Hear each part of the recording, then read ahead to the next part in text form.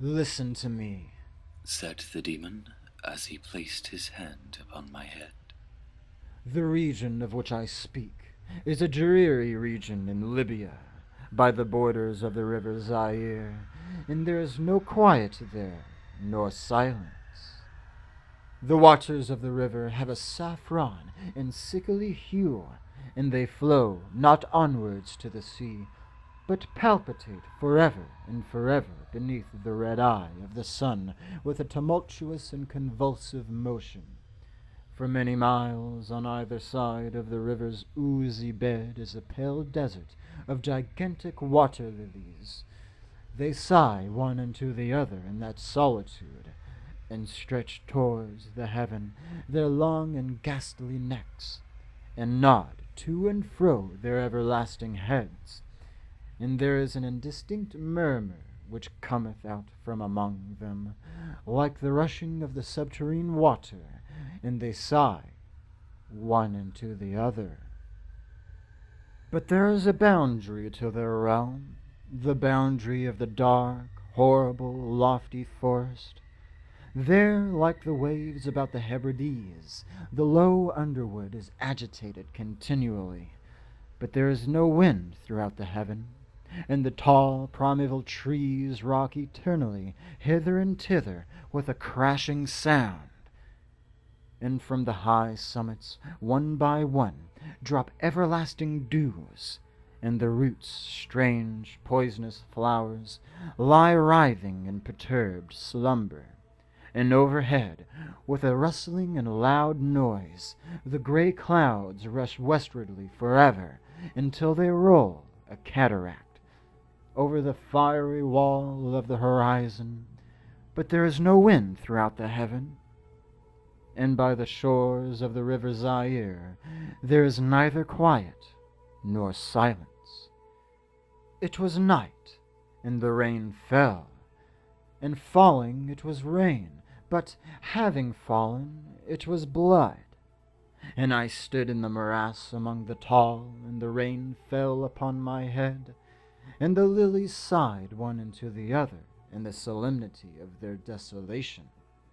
And all at once the moon arose through the thin ghastly mist, and was crimson in color, and mine eyes fell upon a huge grey rock which stood by the shore of the river, and was lighted by the light of the moon, and the rock was grey and ghastly and tall, and the rock was grey. Upon its front were characters engraven in the stone, and I walked through the morass of the water-lilies until I came close unto the shore, that I might read the characters upon the stone, but I could not decipher them.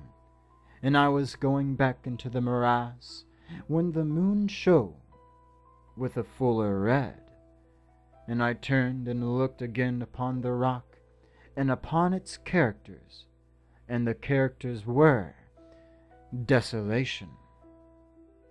And I looked upwards, and there stood a man upon the summit of the rock, and I hid myself among the water-lilies, that I might discover the actions of the man. And the man was tall and stately in form, and was wrapped up from his shoulders to his feet in the toga of old Rome. And the outlines of his figure were indistinct, but his features were the features of a deity. For the mantle of the night, and of the mist, and of the moon, and of the dew, had left uncovered the features of his face. And his brow was lofty with thought, and his eye wild with care, and in the few furrows upon his cheek I read the fables of sorrow, and weariness, and disgust with mankind, and a longing after solitude. And the man sat upon the rock, and leaned his head upon his hand, and looked out upon the desolation. He looked down into the low unquiet shrubbery, and up into the tall primeval trees, and up higher at the rustling heavens, and into the crimson moon. And I lie close within the shelter of the lilies, and observed the actions of the man. And the man trembled in the solitude, But the night waned, and he sat upon the rock. And the man turned his attention from the heaven, and looked out upon the dreary river Zaire, and upon the yellow ghastly waters, and upon the pale legions of the water lilies. And the man listened to the sighs of the water lilies, and to the murmur that came up from among them. And I lie close within my covert, and observed the actions of the man. And the man trembled in the solitude. But the night waned, and he sat upon the rock. Then I went down into the recesses of the morass, and wandered afar in among the wilderness of the lilies, and called unto the hippopotami which dwelt among the fens in the recesses of the morass.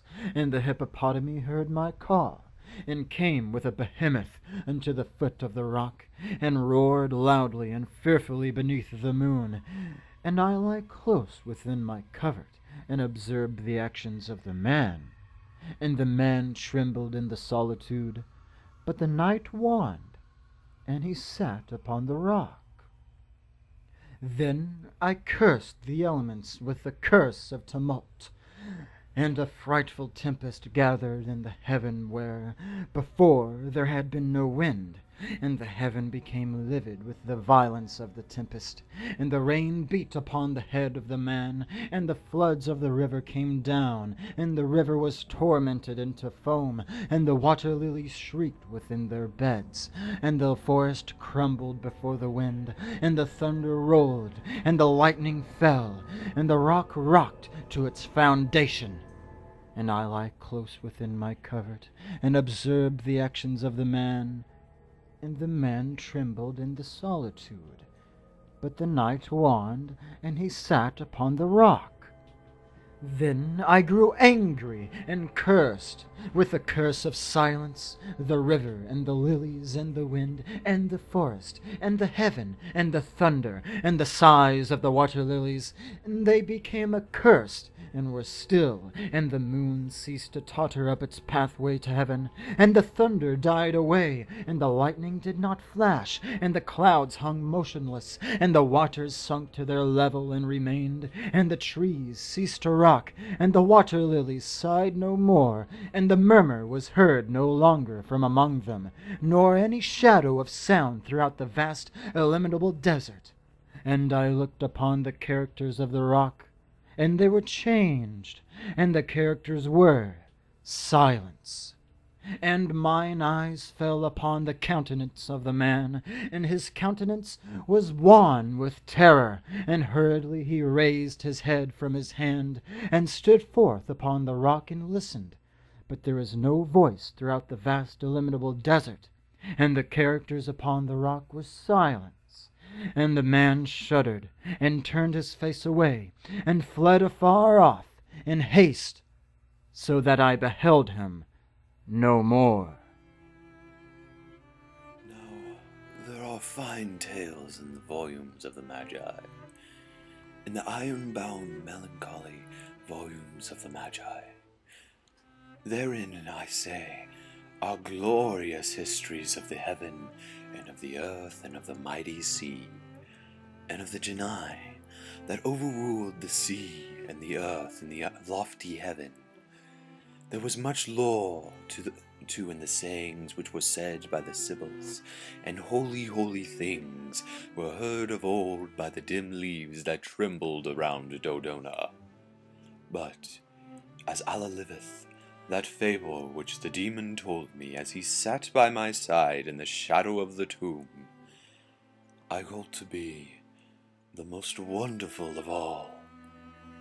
And as the demon made an end of his story, he fell back within the cavity of the tomb and laughed. And I could not laugh with the demon, and he cursed me because I could not laugh. And the lynx which dwelleth forever in the tomb come out therefrom, and lay down at the feet of the demon, and looked at him steadily in the face.